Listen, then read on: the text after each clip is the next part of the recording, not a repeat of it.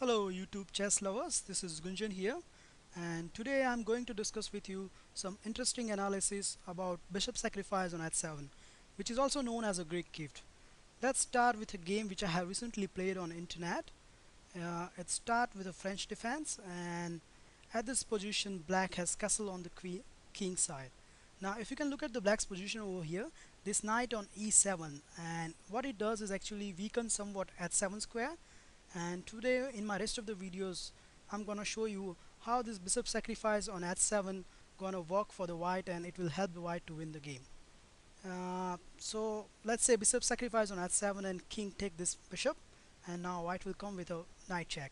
And there are four square where black king can escape.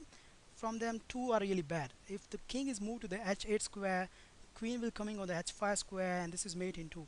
So that's not good. And if the king is coming on h6 square, it will mat with a discover check, and black loses the queen. So that's not good either. So let's take first option. If the king is going back onto g8 square, where here the white queen will come on h5 square, and now the threat is h7 mate. So the only good move here for the black is move this rook on the e file and giving some breathing room to the black king. And well, in this case white will continue with the h7 check. King is moving aside, again the queen check. Now this time knight is coming in between, and white will give the knight check, and where king is moving on e7 square, and he will meet up with a bishop check. Now there are two ways to block this check. First is moving the f pawn further, which will mat by the queen check, and this is mate. And another option is if the knight is coming in between, this bishop check is really deadly because king has no space to escape. So black has to take this bishop, and black will be made by this queen. So that's a g8. Now what happens if the king is moving further, which is g6 square? Well, here h4 is really deadly because h5 is coming, and you can already see there's no place for escaping the black king because it is surrounded by it is like its own pawn structure. So let's say black ignore this threat and try to play some random moves like moving rook over here. Then this h5 is coming, and if the black king is moving on h6 square, this will mate with a losing the queen. And if black king is trying to coming further, it will checkmated by white.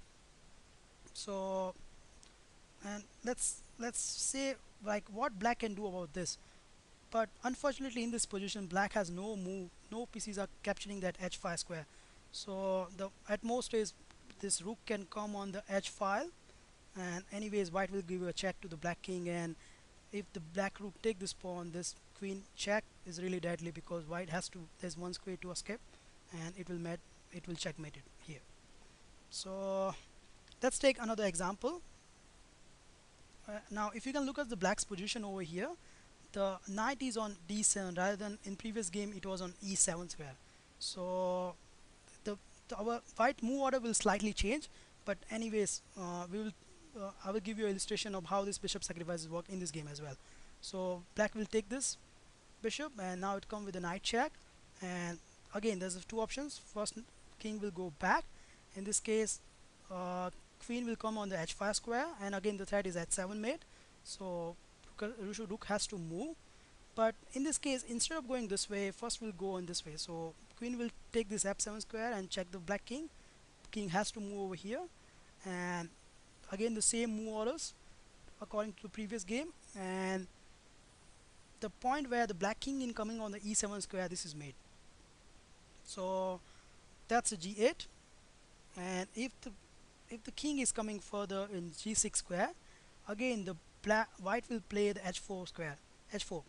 And if you can see over here, the white is already castle on the king side, so h4 is somewhat weakened. And if black is thinking he can attack on this h4, but h5 is deadly over here. And let's see how. If the rook is take this pawn, then white has a nice combination of queen and a knight. So what white gonna do is first give the d3 check, and now king has no square to escape, so he has to give this, like cover this check by the f pawn. And here white will take this pawn by en passant, and again for the black there is only one move, so he will take this pawn.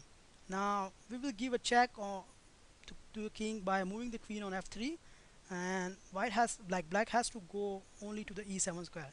Notice that if the black king is going on the g6 square, then this will met by this queen check, and again if there's only one place, and it will met by the like black loses the queen.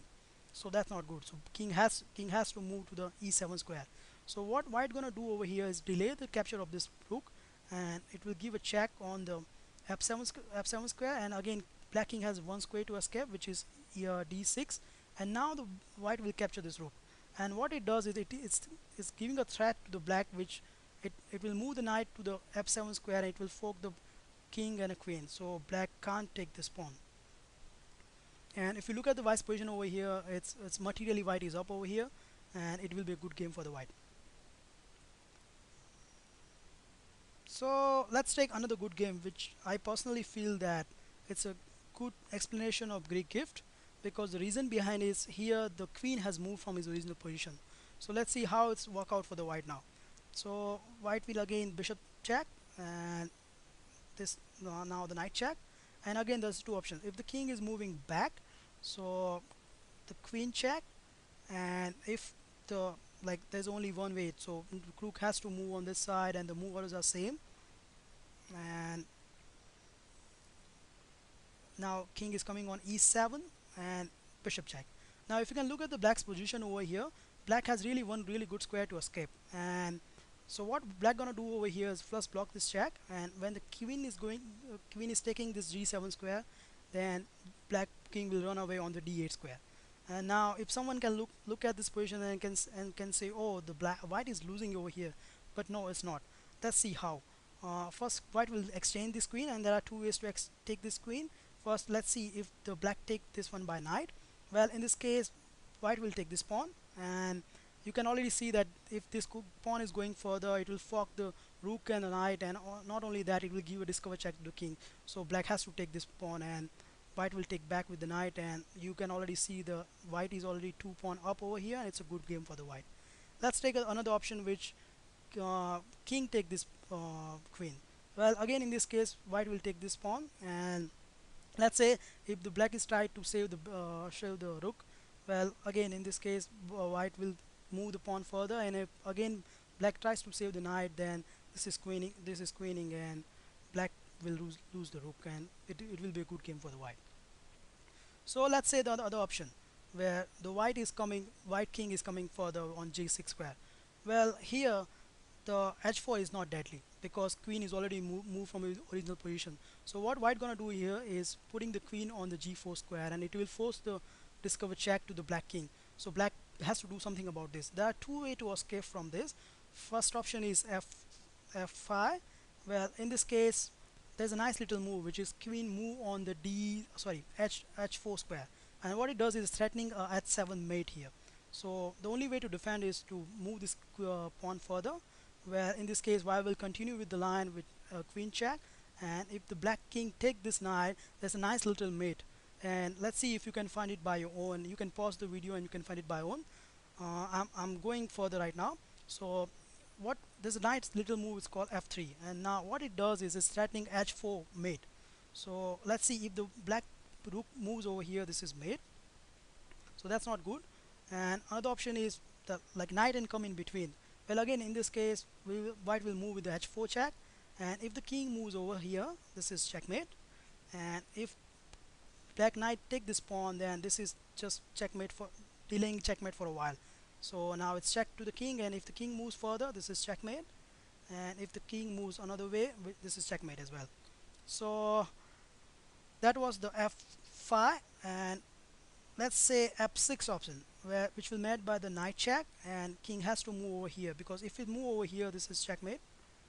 So black king has to move over here, and this will made by the queen check, which will allow black kings to temporarily take this knight, and here the white queen will take this rook. And let's say black couldn't identify the threat over here, and it plays the knight over here, it will simply checkmate the black king. So black has to do something about this checkmate. So first it will capture this pawn, and white will capture back, and if the black capture this pawn over here, white will castle on the queen side. And the threat over here is like if random moves from the black like this, then this will made with the checkmate. So that's not good. And if the black see this threat, and if it's tried to avoid something, and he's try to do some queen trades, then white will simply avoid this, and this queen is moving over here, and this time checked by the pawn. And let's, if the black king move over here, this is checkmate. And if the black king move over here, the bishop check will allow black kings to go away from the knight. And you can already see that white is really good over here. In fact, white is really better, because you can see this knight is going nowhere. This bishop, this rook is take ages to come out. This queen has really few places to go, and this bishop on a diagonal way is nothing, doing nothing. So initially, white is really good over here. Well, thank you for watching my video, and I'll see you next time. Please feel free to comment on my video.